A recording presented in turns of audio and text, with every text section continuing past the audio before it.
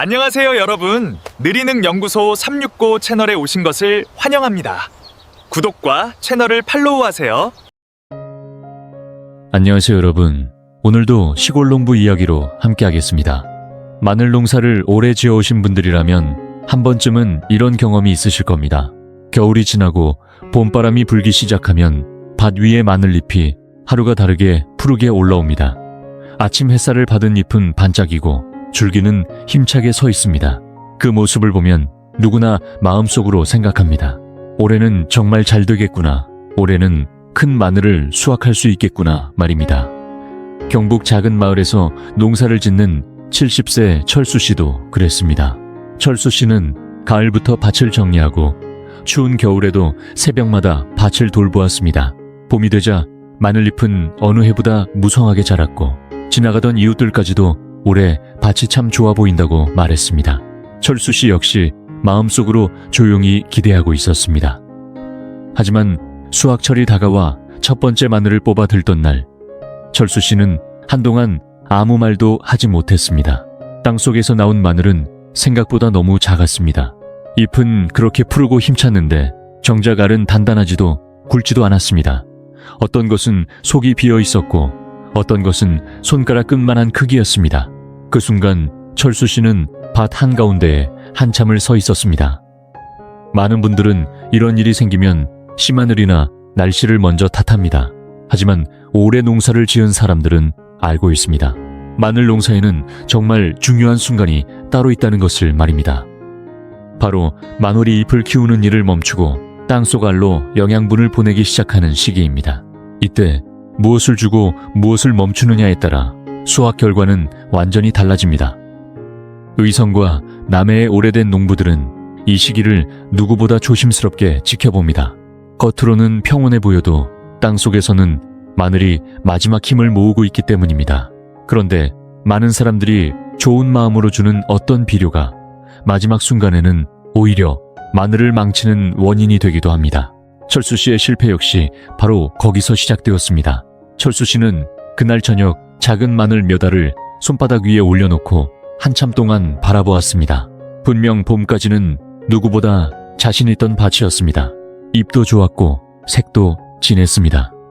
그런데 왜 마늘은 커지지 못했던 걸까요?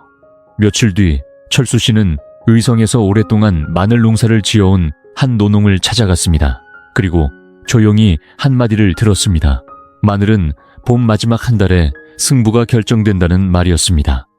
사실 마늘은 겨울 동안 천천히 버티며 힘을 모읍니다. 그러다가 날씨가 따뜻해지기 시작하면 갑자기 성장 속도가 빨라집니다. 특히 남해와 제주처럼 따뜻한 지역의 난지역 마늘은 4월 초부터 의성이나 서산처럼 기온이 낮은 지역의 한지역 마늘은 5월 무렵부터 본격적인 비대기에 들어갑니다. 바로 이때부터 마늘은 더 이상 잎을 키우는데 집중하지 않습니다. 땅속 알을 굵게 만드는 일에 모든 힘을 쏟기 시작합니다. 올해 농사를 지은 분들은 이 시기를 자주 이렇게 표현합니다. 공장이 마지막 물건을 창고에 채워넣는 시간이라고 말입니다. 잎은 공장이고 땅속 마늘은 창고입니다.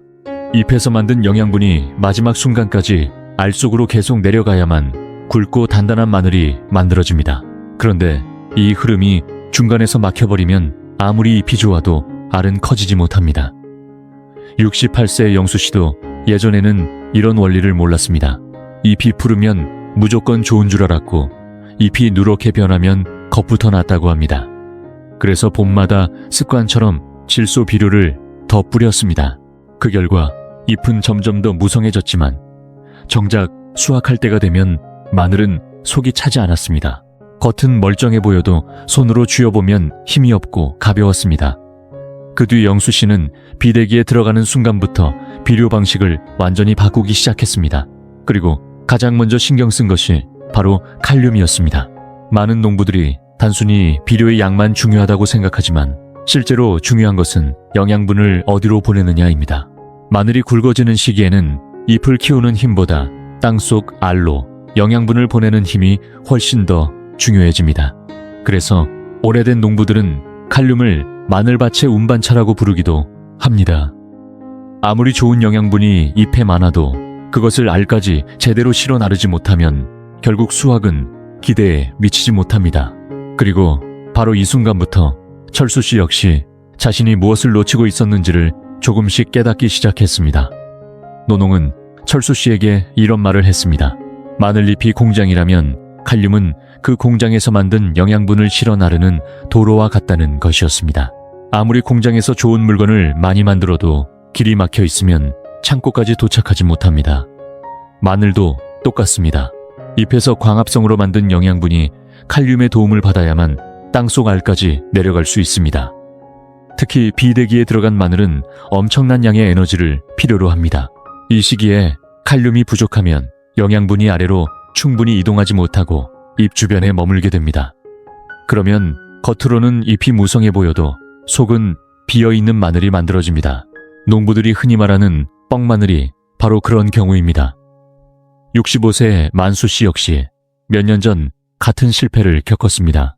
그는 봄마다 복합 비료를 넉넉히 주면 마늘이 무조건 커질 거라고 믿었습니다. 실제로 밭은 진한 초록색으로 가득했고 보기에도 아주 건강해 보였습니다. 하지만 수확날이 되자 상황은 완전히 달랐습니다. 마늘은 크기가 고르지 않았고 손으로 쥐어보면 속이 비어있는 느낌이 강했습니다. 결국 시장에서는 좋은 가격을 받지 못했습니다. 그 뒤 만수 씨는 비대기가 시작되는 시점부터 질소를 줄이고 황산칼륨 위주로 관리하기 시작했습니다. 처음에는 큰 차이를 기대하지 않았다고 합니다.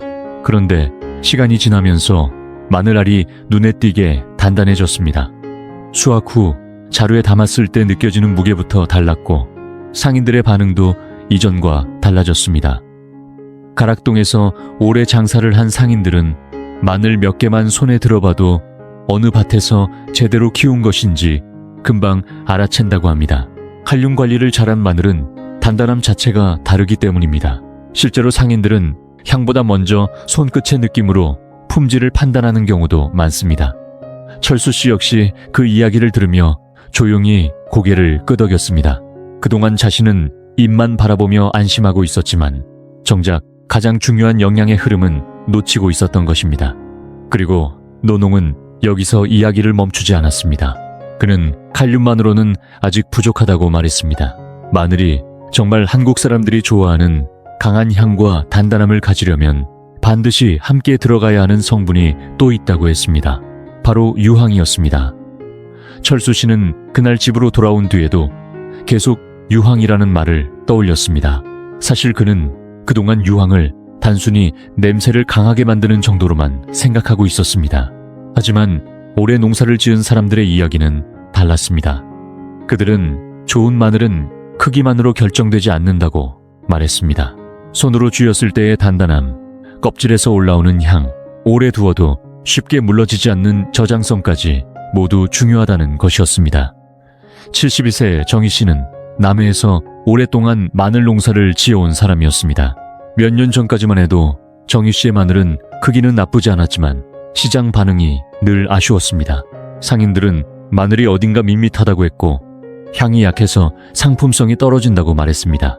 정희 씨는 처음에는 이해하지 못했습니다. 보기에는 멀쩡한데 왜 가격 차이가 나는지 답답하기만 했습니다. 그러던 어느 해 같은 마을의 한 노농이 유황 관리 이야기를 해주었습니다. 마늘 특유의 알싸한 향과 깊은 맛은 알리신이라는 성분에서 나오는데 이 알리신이 제대로 만들어지려면 유황이 충분히 공급되어야 한다는 설명이었습니다. 처음에는 반신반의했지만 정희 씨는 그 해부터 비대기에 유황 성분을 조금씩 신경 쓰기 시작했습니다. 그리고 수확철이 되었을 때 가장 먼저 달라진 것은 향이었습니다. 마늘을 껍질째 쥐고만 있어도 특유의 진한 냄새가 올라왔습니다. 상인들의 반응도 이전과 완전히 달라졌습니다. 가락동에서 온 상인은 자루를 열어보더니 이번 마늘은 확실히 다르다고 말했습니다. 결국 정희 씨는 예전보다 훨씬 좋은 가격으로 마늘을 넘길 수 있었습니다. 무엇보다 정희 씨가 놀랐던 것은 저장성이었습니다. 예전에는 창고에 보관하다 보면 쉽게 물러지거나 곰팡이가 생기는 경우가 많았습니다. 하지만 유황 관리를 시작한 뒤부터는 시간이 지나도 단단함이 오래 유지되었습니다. 정희 씨는 그때 처음으로 깨달았다고 합니다. 좋은 마늘은 단순히 수확하는 순간만 중요한 것이 아니라 수확 이후까지 이어지는 힘이 있어야 한다는 것을 말입니다. 철수 씨 역시 그 이야기를 들으며 조용히 생각에 잠겼습니다.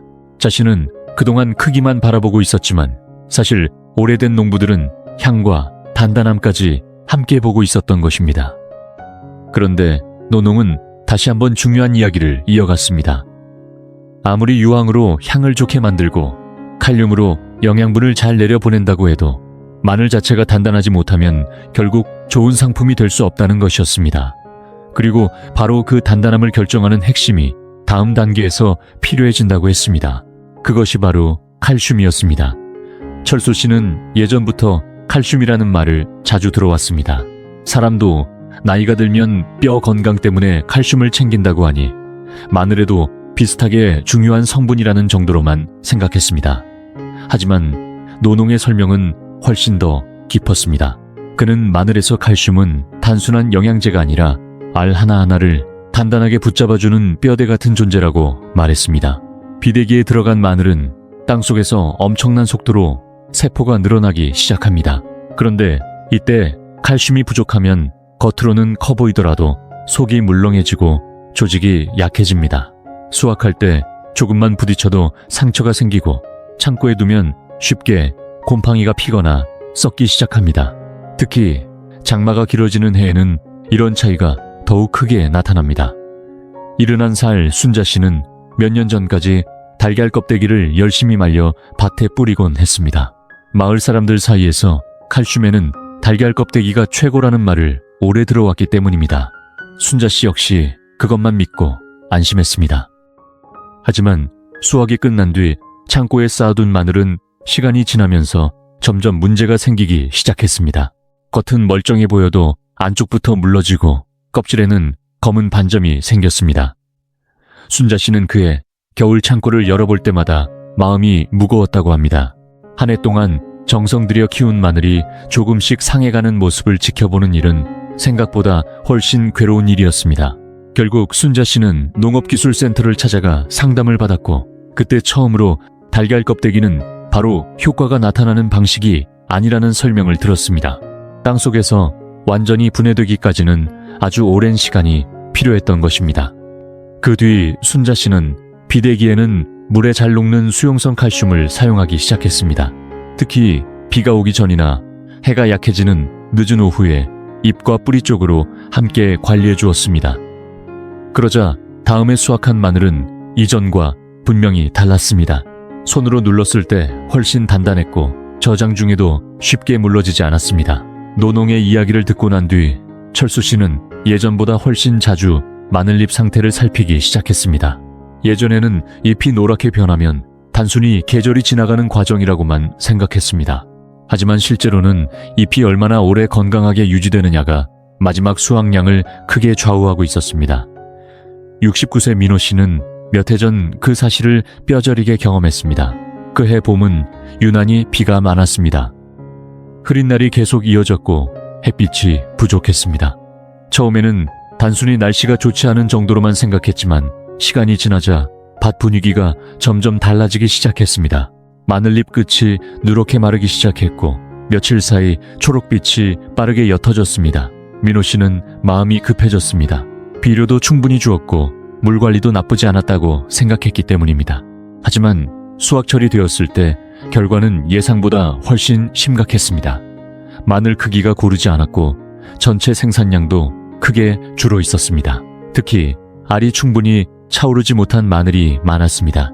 그 뒤 민호 씨는 농사 경험이 많은 사람들에게 조언을 구했고 그때 마그네슘의 중요성을 처음 제대로 알게 되었습니다. 마그네슘은 잎속 엽록소를 만드는 핵심 성분이었습니다. 결국 잎이 건강해야 광합성이 유지되고 그래야만 땅속 알로 계속 영양분을 내려보낼 수 있었던 것입니다. 민호 씨는 그 다음 해부터 비대기 중 잎 상태를 훨씬 세심하게 살폈습니다. 특히 잎 끝이 노랗게 변하기 시작하면 물에 녹인 마그네슘을 잎에 직접 뿌려주었습니다. 그러자 신기할 만큼 변화가 빨리 나타났습니다. 며칠 지나지 않아 흐릿했던 잎색이 다시 짙어졌고 밭 전체에 힘이 살아나는 느낌이 들었습니다. 하지만 노농은 여기서 또 하나를 강조했습니다. 아무리 마그네슘으로 잎을 건강하게 유지해도 영양분이 제대로 이동하지 못하면 결국 효과가 반으로 줄어든다는 것이었습니다. 그리고 바로 그 흐름을 마지막까지 안정적으로 이어주는 역할을 하는 것이 붕소라고 했습니다. 많은 사람들이 붕소를 아주 작은 미량 요소 정도로만 생각합니다. 하지만 실제로 붕소가 부족하면 마늘은 생각보다 훨씬 큰 영향을 받습니다. 잎이 뒤틀리거나 생장점이 멈추고 칼슘 흡수까지 제대로 이루어지지 않게 됩니다. 노농은 붕소를 길 안내하는 사람과 같다고 설명했습니다. 아무리 좋은 영양분이 있어도 정확한 곳으로 이동하지 못하면 의미가 없다는 것입니다. 철수 씨는 그 말을 들으며 지금까지의 모든 이야기가 하나로 이어지는 느낌을 받았습니다. 칼륨은 영양분을 실어 나르고, 유황은 향과 저장성을 만들고, 칼슘은 마늘을 단단하게 붙잡아주며, 마그네슘은 잎의 힘을 지켜줍니다. 그리고 붕소는 그 모든 흐름이 흔들리지 않게 연결해주고 있었습니다. 그런데 노농은 마지막으로 가장 무거운 표정으로 한 가지 이야기를 꺼냈습니다. 사실 많은 농부들이 가장 크게 실패하는 이유는 부족해서가 아니라 너무 많이 주기 때문이라고 말입니다. 특히 마지막 순간까지 놓지 못하는 질소 비료가 가장 위험하다고 했습니다. 질소는 초반 생육에는 꼭 필요한 영양분입니다. 잎과 줄기를 튼튼하게 키우고 봄 초반 성장에도 큰 역할을 합니다. 문제는 시기였습니다.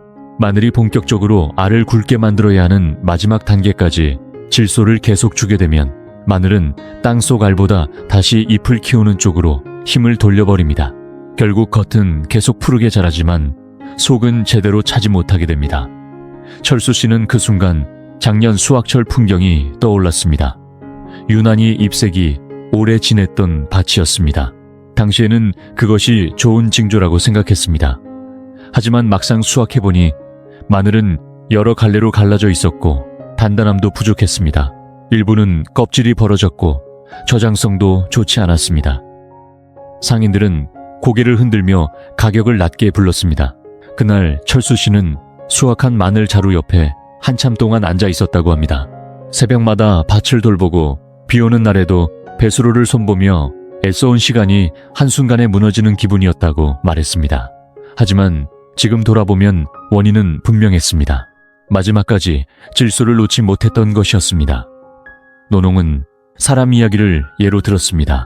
밤이 되면 몸은 쉬어야 하는데 계속 진한 커피를 마시며 억지로 깨어있게 만드는 것과 같다고 했습니다. 마늘도 마찬가지였습니다. 마지막 시기에는 새로운 잎을 키우는 일이 아니라 지금까지 만든 영양분을 알 속에 단단히 채워 넣는 일이 중요했습니다. 그 뒤 철수 씨는 방식을 완전히 바꾸었습니다. 수확 약 40일 전부터는 질소 공급을 끊고 잎색이 조금 연해져도 더 이상 조급해하지 않았습니다. 처음에는 마음이 불안했습니다. 하지만 올해 농사를 지은 사람들은 오히려 그 시기에 자연스러운 황화를 좋은 신호라고 말했습니다. 마늘이 정상적으로 땅속 아래 집중하고 있다는 뜻이었기 때문입니다. 철수 씨는 예전에는 물 관리를 단순하게 생각했습니다. 비가 오면 다행이고 가물면 물을 주면 된다고 여겼습니다. 하지만 여러 해 농사를 겪고 나서야 깨달았습니다. 비료만큼이나 중요한 것이 바로 수분의 균형이라는 사실이었습니다. 아무리 좋은 영양분을 넣어도 물이 맞지 않으면 마늘은 제대로 흡수하지 못했습니다. 노농은 늘 이렇게 말했습니다. 물은 영양분이 움직이는 길이라고 말입니다. 칼륨도, 칼슘도, 마그네슘도 결국 물에 녹아야만 뿌리까지 전달될 수 있었습니다. 땅이 너무 말라버리면 비료는 그대로 굳어버리고 반대로 물이 지나치게 많으면 뿌리가 숨을 쉬지 못했습니다. 철수 씨는 어느 날 아침 노농이 밭흙을 손으로 움켜쥐는 모습을 본 적이 있었습니다. 노농은 손안의 흙을 천천히 눌러보더니 아직은 괜찮다고 말했습니다. 흙이 너무 쉽게 부서지면 이미 마늘이 목말라 하고 있는 상태라고 했습니다. 올해 농사를 지은 사람들은 기계보다 먼저 손끝으로 밭 상태를 느낀다는 말이 괜히 나온 것이 아니었습니다. 특히 비대기에는 연면 시비도 큰 도움이 되었습니다. 철수 씨는 예전에는 비료를 대부분 땅에만 주었습니다. 하지만 봄 가뭄이 심하거나 비가 너무 많이 오는 시기에는 뿌리 흡수가 크게 떨어진다는 것을 알게 되었습니다. 그 뒤부터는 마그네슘과 칼슘, 붕소 같은 성분을 물에 녹여 이른 아침 잎에 직접 뿌려주기 시작했습니다. 마치 사람이 힘이 없을 때 바로 영양 수액을 맞는 것처럼 마늘도 훨씬 빠르게 반응했습니다. 그리고 결국 철수 씨의 밭은 예전과 완전히 달라졌습니다. 수확철이 되었을 때 마늘은 단단했고 향도 진했습니다. 손으로 들어보면 묵직했고 껍질도 단단하게 붙어 있었습니다. 무엇보다 철수 씨의 표정이 달라졌습니다. 실패를 반복하며 조급해하던 예전과 달리 이제는 마늘이 원하는 시기를 조금 이해하게 된 사람의 얼굴이었습니다. 노농은 마지막으로 철수 씨에게 이런 말을 남겼습니다. 좋은 농사는 특별한 비밀에서 나오는 것이 아니라 작물이 필요로 하는 것을 제때 주는 데서 시작된다고 말입니다. 칼륨은 영양분을 움직이고 유황은 향과 힘을 만들며 칼슘은 단단함을 지켜줍니다. 마그네슘은 잎의 생명을 유지하고 붕소는 모든 흐름을 연결해줍니다. 그리고 그 모든 것을 완성하는 것이 결국 물과 타이밍이었습니다. 그해 가을, 철수 씨는 창고 안에 쌓인 마늘을 바라보며 조용히 웃었습니다. 오래전 단군 신화 속에서도 등장했던 마늘은 여전히 한국 사람들의 밥상과 삶을 지탱하고 있었습니다. 그리고 흙을 이해하려고 끝까지 포기하지 않았던 사람에게 마늘은 결국 가장 정직한 방식으로 대답해주고 있었습니다. 오늘 이야기가 여러분께도 작은 도움이 되었으면 좋겠습니다. 여러분은 올해 어떤 방식으로 마늘을 키우고 계신가요? 댓글로 여러분의 경험을 함께 나눠주시면 다른 농부님들에게도 큰 힘이 될 것입니다. 끝까지 함께 해주셔서 진심으로 감사합니다.